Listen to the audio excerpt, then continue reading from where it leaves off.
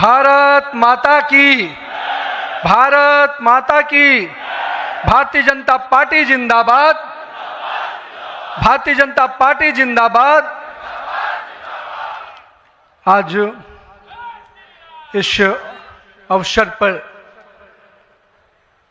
हमारे भारतीय जनता पार्टी के वैसे नेतृत्वकर्ता, जिन्होंने देश को ही नहीं पूरे विश्व को नेतृत्व दिया, और मैं कह सकता हूं एक प्रधान सेवक के रूप में जिस प्रकार से उन्होंने सेवा की है, वो हमारे कालखंड के सभी कार्यकर्ताओं के लिए प्रेरणादायी हैं। ऐसे अपने यशस्वी प्रधानमंत्री, विश्व के लोकप्रिय नेता श्री नरेंद्र मोदी जी का मैं सबसे प्रथम अभिवादन करता हूं कि 140 करोड़ जनता आपके इस सेवा भाव से हमेशा आपका अभिनंदन करना चाहती है। हमारे बीच में भारतीय जनता पार्टी के पूर्व के राष्ट्रीय अध्यक्ष, वर्तमान में भारत सरकार के रक्षा मंत्री आदरणीय श्री राजनाथ सिंह जी, भारतीय जनता पार्टी के पूर्व के अध्यक्ष और हमारे गृह मंत्री आदरणीय श्री अमित शाह जी, और मैं जिस शख्सियत को सबसे पहले आज के इस अवसर पर जरूर प्रणाम करना चाहता हूं और नमन करता हूं, अभिनंदन करता हूं, अपने निवर्तमान अध्यक्ष और भारत सरकार के केंद्रीय स्वास्थ्य मंत्री आदरणीय जेपी नड्डा जी को, हमारे पूर्व राष्ट्रीय अध्यक्ष और देश में सड़क परिवहन और राज्य मार्ग मंत्री के रूप में अपना अलग छवि बनाने वाले आदरणीय नितिन गडकरी जी, भारतीय जनता पार्टी के सभी संसदीय बोर्ड के सदस्यगण, राष्ट्रीय संगठन महामंत्री BL संतोष जी, और जिन्होंने इस पूरी चुनाव प्रक्रिया को और हम कह सकते इस संगठन पर्व को नेतृत्व दिया, वैसे अपने के लक्ष्मण जी, सभी राज्यों के माननीय मुख्यमंत्रीगण, हमारे सभी केंद्रीय मंत्रीगण, माननीय उप मुख्यमंत्रीगण, भारतीय जनता पार्टी के सभी राष्ट्रीय पदाधिकारीगण, सभी प्रदेशों से आए हुए हमारे माननीय प्रदेश अध्यक्षगण, माननीय संगठन महामंत्रीगण, और हमारे सभी इस राष्ट्रीय परिषद के जो हमारे नुमाइंदे प्रतिनिधि यहाँ उपस्थित हुए हैं, मैं उन सभी को का अभिनंदन करता हूँ, और साथ ही साथ देश भर के सभी कार्यकर्ताओं को और यहाँ पर उपस्थित सभी कार्यकर्ता भाइयों को भी बहुत बहुत अभिनंदन और धन्यवाद करता हूँ। आज मैं सर्वप्रथम हृदय की गहराइयों से आप सबका आभार व्यक्त करता हूं, जो हमारे मंच पर शीर्ष पर बैठे हैं, हमारा शीर्ष नेतृत्व, और यहाँ पर बैठा हुआ पार्टी का वैसा नेतृत्व जिसने हर बूथ तक भाजपा के विस्तार में योगदान दिया है। आपने मुझ जैसे सामान्य कार्यकर्ता को पार्टी का इस सर्वोच्च पद तक पहुंचाने का अवसर दिया है। मैं इसके लिए आप सभी को प्रणाम करता हूं। माननीय आदरणीय प्रधानमंत्री जी, मैं हृदय से आपका आभार व्यक्त इसलिए करता हूं क्योंकि हम लोग ने हमेशा दूर से ही एक कार्यकर्ता के रूप में किस प्रकार से आप देश सेवा का काम लगातार कर रहे हैं, हमने हमेशा देखा कि जब पहली बार मैं गुजरात के आनंद में आपके साथ एक कार्यक्रम में शिरकत किया था, मुझे याद है मैं उस समय राष्ट्रीय महामंत्री था, और मैंने कहा जब आपको उस समय सद्भावना मिशन के कार्यक्रम में एक एक व्यक्ति को सुनते देखा, और जब कार्यक्रम की समाप्ति के बाद आपने अपना ग्रीन रूम में हम लोग से जब बातचीत किया, तो किस भाव से वो इतने बड़ी संख्या में गुजरात के लोग आते क्यों हैं, आपने हम वहां पर बैठे हुए लोगों को समझाया कि ये व्यक्ति, ये जो इतने लोग आते हैं, ये केवल हमसे गुजरात की जो भावना जुड़ी है, जो विकास की भावना गुजरात को हमने अपने साथ जोड़ा है, इसके कारण इतने लोग आते हैं। मैंने उस दिन समझा कि एक व्यक्ति बड़ा तब बनता है जब लोगों की भावनाओं से अपने आप को जोड़ता है। मैं इसके लिए आज आपका इसलिए भी अभिनंदन करता हूं क्योंकि आपके कार्यकाल में मैंने देखा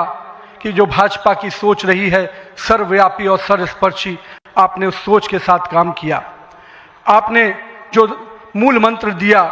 सबका साथ, सबका विकास, सबका विश्वास, सबका प्रयास, आज देश का हर पूरा जनमानस उसके साथ अपने आप को जोड़कर देख रहा है। मैं आज इस अवसर पर पुनः पूरे आदर और सम्मान के साथ अपने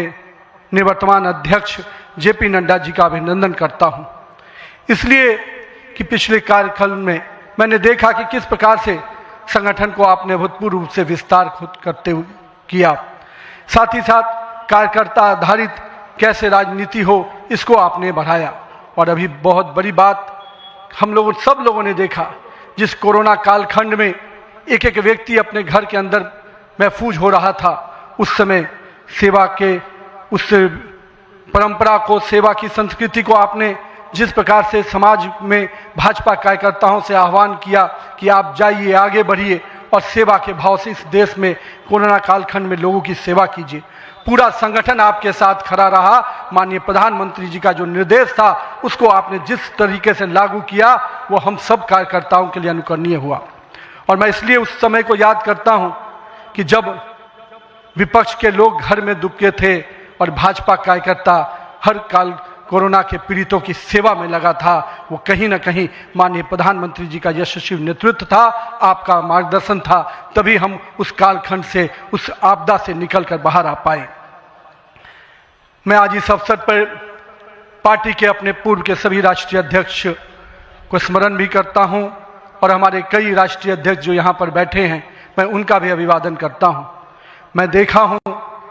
2006 में मैं पहली बार जब विधायक बना, उस कालखंड से लेकर किस प्रकार माननीय हमारे पूर्व के राष्ट्रीय अध्यक्ष राजनाथ सिंह जी ने पार्टी के कामों को हमेशा हर कार्यकर्ता से जुड़ने का प्रयास किया। मैंने जब नितिन गडकरी जी को देखा तो मैंने देखा कि किस प्रकार से संगठन के हर मोर्चा और सेल को उन्होंने गढ़ने का काम किया। और मैंने जब गृह मंत्री जी को राष्ट्रीय अध्यक्ष के रूप में देखा तो बूथ तक के कार्यकर्ताओं की चिंता करते हुए मैंने उनको देखा। मैंने उनको इस रूप में देखा कि किस प्रकार से आज पार्टी का जिस स्थान पे हम लोग आज खड़े हैं, कार्यालय कार्यकर्ता के लिए मैं कह सकता हूं तीर्थ स्थान होता है, और जहां से कार्यकर्ता अपनी ताकत पाता है, उस कार्यालय को भी आपने किस प्रकार से पूरे देश में एक निर्माण करने की योजना बनाई। और आज हर बूथ का कार्यकर्ता अपने आप को उस तीर्थ पर जाकर अपने आप को धन्य महसूस करता है। मैं आज अपने पूर्व के सभी राष्ट्रीय अध्यक्षों को इस अवसर पे बहुत बहुत अभिनंदन करता हूं और साथ ही साथ उन सब को स्मरण करते हुए उनका आभार व्यक्त करता हूं कि उन्होंने पार्टी को इस मुकाम तक पहुंचाने में बहुत बड़ा योगदान दिया है। मैं आज नमन करता हूं उन लाखों कार्यकर्ताओं को जिन्होंने पार्टी का संगठन, राष्ट्रवाद के विचार और भारत माता की मान बढ़ाने के लिए अपना जीवन न्यौछावर किया। आज उनकी तपस्या और त्याग ही का परिणाम है कि आज पार्टी इस ऊंचाई तक पहुंच पाई है। मैं उस भूमि से आता हूं जहां महात्मा बुद्ध, महावीर, चाणक्य, सम्राट अशोक, आर्यभट्ट, गुरु गोविंद सिंह, जेपी, राजेंद्र बाबू और जननायक कर्पूरी ठाकुर की वो भूमि को भी मैं नमन करता हूं, उस पाटलिपुत्रा की भूमि को भी नमन करता हूं। साथ ही साथ इस अवसर पर मैं अपने माता और पिता को भी निश्चित रूप से स्मरण करते हुए उनको नमन करता हूं, क्योंकि कहीं ना कहीं आज मेरे व्यक्तित्व में किसी एक शख्सियत का मैं मानता हूं तो निश्चित रूप से मेरे माता पिता का संस्कार, पार्टी का विचार और कहीं ना कहीं मेरे बड़ों का मार्गदर्शन मुझे यहाँ तक पहुँचाया है और मेरे कार्यकर्ताओं का स्नेह मुझे यहाँ पर पहुँचाया है। आज के दिन मैं अपने क्षेत्र की जनता को भी प्रणाम करता हूँ, जिसने मुझे एक विधायक के रूप में चुना जरूर, पर संगठन ने मुझे जिस प्रकार से गढ़ने का काम किया, आज मैं इसी कारण से उस जनता के आशीर्वाद और पार्टी के मार्गदर्शन के कारण यहाँ तक पहुँच पाया हूँ। आज का क्षण मेरे लिए संकल्प का क्षण है। आज सिर्फ एक पद को धारण नहीं कर रहा हूँ, मैं पार्टी के इस विचार को, परंपराओं को, एक राष्ट्रवादी आंदोलन की जिम्मेदारी को स्वीकार कर रहा हूँ। और मैं इस अवसर पर साथ अपने सभी वरिष्ठ कार्यकर्ताओं को भी प्रणाम करता हूँ। साथियों, हम लोगों ने देखा है श्यामा प्रसाद मुखर्जी जी का प्रखर राष्ट्रवाद किस प्रकार से हमारे हर कार्यकर्ताओं के मन में बसा हुआ है। पंडित दीनदयाल जी के उपाध्याय के अंत्योदय और माननीय स्वर्गीय अपने सदैव भारत रत्न अटल बिहारी वाजपेयी जी का सुशासन की राजनीति, आज माननीय प्रधानमंत्री जी उसको आत्मसात करते हुए विकसित भारत की परिकल्पना हम सबके सामने रखी है। और आज 140 करोड़ भारतवासी अपने आप को इस विकसित भारत के सपने के साथ जोड़कर देश को आगे बढ़ाने में लगा है। मैं इसके लिए तहे दिल से माननीय प्रधानमंत्री जी का आभार व्यक्त करता हूँ। अभी माननीय प्रधानमंत्री जी अपने संबोधन में बता रहे थे किस प्रकार से अंत्योदय की योजनाओं को उन्होंने नीचे उतारा है। जल जीवन मिशन ही नहीं, हम महिलाओं को 11 करोड़ शौचालय की योजना को भी याद करना चाहेंगे। किस प्रकार से महिलाओं का सम्मान बढ़ा, 13 करोड़ 4 करोड़ लोगों को पक्के मकान मिले, 42 करोड़ लोगों को आयुष्मान भारत, 56 करोड़ लोगों के जनधन खाते खुले। मुझे आज भी याद है जब जनधन खाता खोलाने की बात हो रही थी तो कई लोग देश में, जब हम भाजपा के लोग इसको आगे बढ़ा रहे थे तो लोग हमारा मजाक उड़ा रहे थे। पर मैं आज भी मानता हूं गरीब के खाते में अगर 1 रुपया दिल्ली से चलता है तो 1 रुपया अगर गरीब के खाते में पहुंच पाता है तो ये कहीं ना कहीं उस जनधन खाते का वरदान के रूप में मैं देखता हूं। मैं आज के दिन माननीय प्रधानमंत्री जी के इस सब के साथ और सबके विकास के इस नारे को फलीभूत होता देख रहा हूं। हम लोगों ने लंबे समय से कुछ नारे को, भाजपा के कार्यकर्ता, हमारे जनसंकाल के कार्यकर्ता लगातार कुछ नारे को गढ़ते थे। रामलल्ला हम आएंगे, मंदिर वहीं बनाएंगे, जहां हुए बलिदान मुखर्जी वो कश्मीर हमारा है, एक देश में 2 विधान 2 प्रधान 2 निशान नहीं चलेगा। साथियों, आज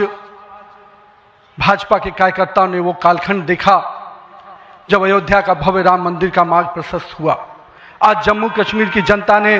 370 धारा से मुक्ति का दौर देखा। आज सांस्कृतिक व राष्ट्रवाद की विचारें और मजबूत हो रही हैं। साथियों, मुझे याद है अब वो समय जब हम लोग आज श्रीनगर के लाल चौक पर तिरंगा लहराते देखते हैं तो गर्व की अनुभूति होती है। हमने वो दौर भी देखा था जब पाकिस्तान के झंडे लहरा रहे थे और दिल्ली की सरकार बैठकर मौन बैठी थी उस समय,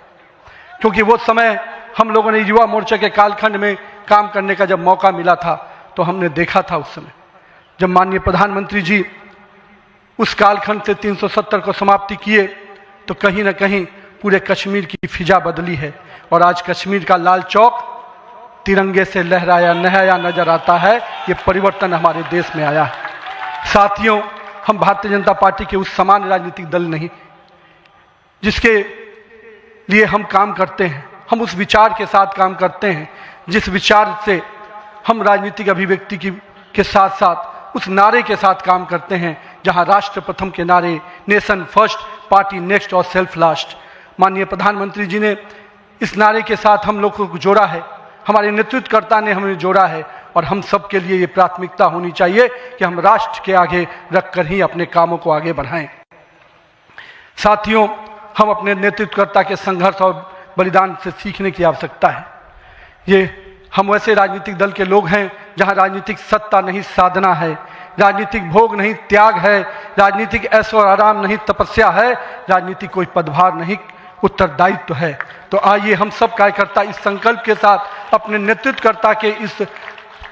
परिश्रम और पुरुषार्थ के साथ अपने आप को जोड़ें। मेरे प्रिय कार्यकर्ता साथियों, यदि भाजपा आज विश्व की सबसे बड़ी राजनीतिक दल बनी है तो इसका मुख्य कारण हमारा प्रेरणादायी नेतृत्व है, हमारा विचारधारा है और हमारे लाखों कार्यकर्ताओं का मेहनत है। वो कार्यकर्ता जो बिना फोकस में आए अनवरत काम करता है, वो कार्यकर्ता जो कठिन से कठिन परिस्थिति में भी भारत का ध्वज झुकने नहीं देता है, वो कार्यकर्ता जो सीना ठोक के कहता है तेरा वैभव अमर रहे मां, हम दिन 4 रहे न रहे।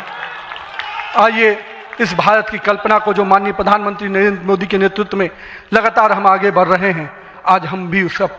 परिकल्पना के साथ अपने आप को जोड़ें। हमारे नेताओं कार्यकर्ताओं का परिश्रम ही है जो आज हम यहाँ तक पहुँचे हैं, लेकिन वर्तमान पीढ़ी को भी अपने हिस्से का त्याग, तपस्या और पुरुषार्थ करना होगा, क्योंकि विकसित भारत के अगर संकल्प को सिद्धि तक पहुँचाना है, एक ऐसा भारत जहाँ समृद्धि भी हो, सशक्त भी हो, समरस भी हो, आत्मनिर्भर भी हो, तो हमारे कालखंड के कार्यकर्ताओं को भी अपने हिस्से का पुरुषार्थ, त्याग और तपस्या करना पड़ेगा। साथियों, हमारे प्रधानमंत्री जी ने हमेशा अलग अलग समूहों की बात की। अमृतकाल के लिए 4 समूहों की जो बात की उसमें युवा, महिला, किसान और गरीब है। हमें अब इन नई पहचानों के साथ आगे बढ़ना है, तभी हम आधुनिक, प्रगतिशील और विकसित भारत की कल्पना को साकार कर पाएंगे। आज 15 अगस्त 2024 के दिन जब माननीय प्रधानमंत्री जी ने आज भी उसकी चर्चा की और 15 अगस्त 2024 को जब लाल किले की प्राचीर से माननीय प्रधानमंत्री जी ने युवाओं को सार्वजनिक जीवन में आने का आह्वान किया, तो मैं देश के युवाओं से कहना चाहूँगा राजनीति से दूरी समाधान नहीं, सक्रिय भागीदारी ही समाधान है। आइए एक सकारात्मक राजनीति के लिए युवाओं को आगे आने की आवश्यकता है। लेकिन साथ ही साथ मैं युवा साथियों से कहूँगा, मेरे भाइयों, राजनीति शॉर्टकट नहीं है, राजनीति 100 मीटर का रेस नहीं है, राजनीति लॉन्ग मैराथन है जहां स्पीड का नहीं स्टेमिना का टेस्ट होगा। तो आइए राजनीति के इस पिच पर हम अपनी जड़ों को मजबूत कर कर काम करें। और भारतीय जनता पार्टी का वॉच टावर तो बहुत स्ट्रांग होता है मित्रों, इसलिए आप अपने बूथ में निरंतर रूप से काम करते रहिए, अपने मंडल में काम करते रहिए। भाजपा का वॉच टावर, भाजपा का केंद्रीय नेतृत्व इतना मजबूती तरीके से हर पारी से नजर रखता है, कहीं ना कहीं आपको भी उस मुकाम तक पहुंचाएगा। साथियों, आज जब भारतीय जनता पार्टी के कार्यकर्ता माननीय प्रधानमंत्री जी अभी हम सबको बता रहे थे कि किस प्रकार से पंचायत से पार्लियामेंट तक